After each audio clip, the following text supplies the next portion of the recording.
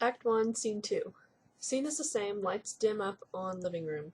Laura, discovered by Menagerie, polishing glass. Crosses to phonograph, play record. She times this business so as to put needle on record as music cue number 4 ends. Enter Amanda down alley. Right. Rattles key and lock. Laura crosses guiltily to typewriter and types. Small typewriter table with typewriter on it is still on stage in living room left. Amanda comes into room right, closing door. Crosses to armchair, putting hat, purse, and gloves on it. Something has happened to Amanda. It is written in her face, a look that is grim and hopeless and a little absurd. She has on one of those cheap or imitation velvety-looking cloth coats with imitation fur collar. Her hat is 5 or 6 years old, one of those dreadful cloak hats that were worn in the late 20s, and she is clasping an enormous black patent leather pocketbook with nickel clasps and initials. This is her full dress outfit, the one she usually wears to the DAR. She purses her lips, opens her eyes very wide, rolls them upward, and shakes her head.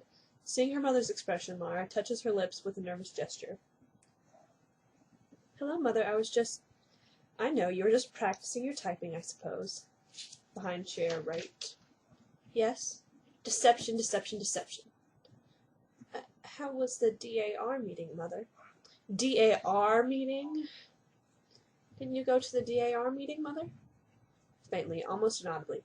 "No, I didn't go to any DAR meeting. I didn't have the strength. I didn't have the courage. I just wanted to find a hole in the ground and crawl in it and stay there for the rest of my entire life." Tears type charts, throws them on floor. Tears type charts, throws them on floor. "Oh, why did you do that, Mother?" Why? How old are you, Laura?" "Mother, you know my age." "I was under the impression that you were an adult, but evidently I was very much mistaken." She stares at Laura. "Please don't stare at me, Mother." Amanda closes her eyes and lowers her head. Pause. "What are we going to do? What is going to become of us? What is the future?" "Has something happened, Mother? Mother, has something happened?" "I'll be all right in a minute. I'm just bewildered by life." "Mother, I wish you would tell me what's happened." "I went to the DAR this afternoon, as you know. I was to be inducted as an officer. I stopped off at Rubicam's Business College to tell them about your cold and to ask how you were progressing down there." "Oh."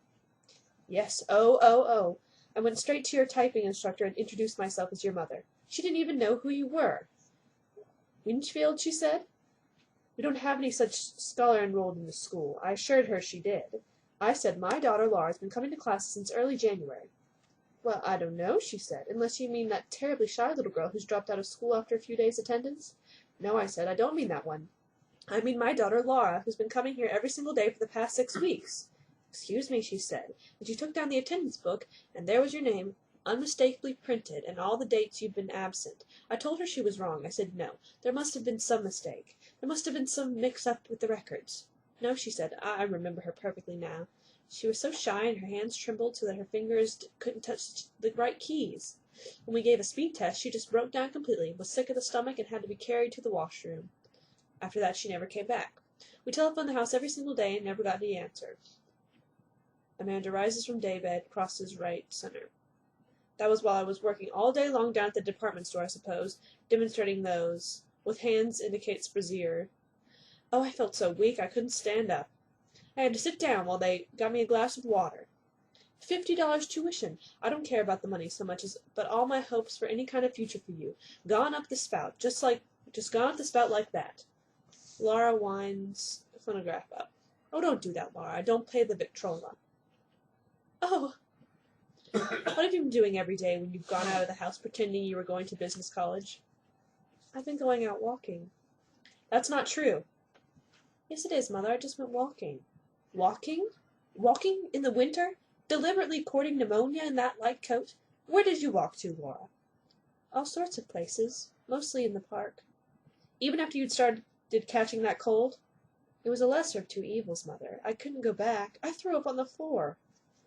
"From 7:30 till 5 every day, and you mean to tell me you walked around in the park because you wanted to make me think you were still going to Rubicam's Business College?" "Oh, Mother, it wasn't as bad as it sounds. I went inside places to get warmed up." "Inside where?" "I went in the art museum and the bird house at the zoo." I visited the penguins every day. Sometimes I did without lunch and went to the movies. Lately I've been spending most of my afternoons in the Jewel Box, that big glass house where they raise the tropical flowers. You did all that to deceive me? Just for deception. Why? Why? Mother, when you're disappointed, you get that awful suffering look on your face, like the picture of Jesus' mother in the museum. Hush. I couldn't face it. I couldn't. So what are we going to do now, honey, the rest of our lives? Just sit in this house and watch the parades go by, amuse ourselves with the glass menagerie, eternally playing those worn-out records your father left us as a painful reminder of him? Slams the phonograph lid. We can't have a business career. In music cue number 5. No, we can't do that. That just gives us indigestion. What is there left for us now but dependency all our lives? I tell you, Laura, I know so well what happened to unmarried women who aren't prepared to occupy a position in life. I've seen such pitiful cases in the South, barely tolerated spinsters living on some brother's wife or sister's husband, tucked away in some mousetrap of a room, encouraged by one in-law to go on and visit the next in-law, like little bird-like women, without any nest, eating the crust of humility all their lives. Is that the future we've mapped out for ourselves? I swear I don't see any other alternative, and I don't think that's a very good, pleasant alternative. Of course, some girls do marry. My goodness, Laura, have you ever liked some boy? Yes, Mother, I liked one once. You did? I came across his picture a while ago. He gave you his picture, too? Rises from daybed, crosses a chair right. No, it's in the yearbook. Oh, a high school boy. Yes, his name was Jim. Kneeling on floor, gets yearbook from under menagerie. Here he is. The Pirates of Penzance. The what? The operetta the senior class put on. He had a wonderful voice. We sat across the aisle from each other Mondays, Wednesdays, and Fridays in the auditorium. Here he is with a silver cup for debating. See his grin? So he had a grin, too. She looks at the picture of father-in-law behind phonograph, hands yearbook back. He used to call me Blue Roses. Blue Roses? Why did he call you a silly name like that for? When I had the attack of pleurosis, he asked me what was the matter when I came back. I said pleurosis. He thought I said Blue Roses. So that's what he always called me after that. Whenever he saw me, he'd holler, "Hello, Blue Roses!" I don't care for the girl that he went out with, Emily Meisenbach. Oh, Emily was the best-dressed girl at Soldan, but she never struck me as being sincere. I read in a newspaper once that they were engaged. That's a long time ago. They're probably married by now. That's all right, honey, that's all right. It doesn't matter. Little girls who aren't cut out for business careers sometimes end up married to very nice young men, and I'm just going to see that you do that too. But, Mother, what is it now? I'm crippled. Don't say that word. How many times have I told you never to say that word? You're not crippled. You've just got a slight defect. Laura rises. If you lived in the days when I was a girl and they had long, graceful skirts sweeping the ground, it might have been considered an asset. When you've got a slight disadvantage like that, you've just got to cultivate something else to take its place. You have to cultivate charm or vivacity or charm.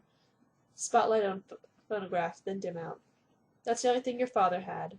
Plenty of charm. Okay, that was Act 1, Scene 2. So that told a lot about the relationship between Laura and Amanda. Laura's kind of not necessarily scared of her mother, but she's very shy and timid anyway, and she just doesn't want to get on people's bad side. But her mom has a lot of expectations for her, because she really wants good things for her, but Amanda goes about it the wrong way. She just seems to be trying to force her to learn how to type, or force her to talk to guys so that way she can get married and be successful. But obviously Amanda's marriage didn't work out very well because her husband ran off, it seems like. So I don't know, but I guess, in Amanda's day, getting married was just what women did, and that was what you were supposed to do. And it's still like the 30s, so I guess getting married is still what everyone does. And they started talking about crippled, Laura being crippled, having a defect, which I'm not really sure what is yet. I guess it's something about her legs, because it's talking about the skirts. So I'd like to know some more about that. Automatically, I kind of don't enjoy Amanda at this point, just because she seems to brush off stuff that Laura says if it's not exactly what she wants to hear. And like whenever Laura tells her that she's been out like walking and getting culture, which seems good, it seems like she just has something bad to say about it, you know, like you're gonna get a cold. She's so worried that she doesn't even get involved in what Laura's life actually is, you know. So I don't really like that about her. She said she should like cultivate charm. I'm just thinking like if someone actually talked to Laura and gave her a chance to be who she is, then maybe they would find her interesting and charming, because it seems like she's soft and she's not exactly outgoing or flirtatious or anything, but she is interesting and sweet. So we'll see if I learn more about that and if the relationship gets a little nicer. It's not awful. I mean, Amanda cares about her a lot. But Amanda's, she's just a busybody. She's just overly worried about everything.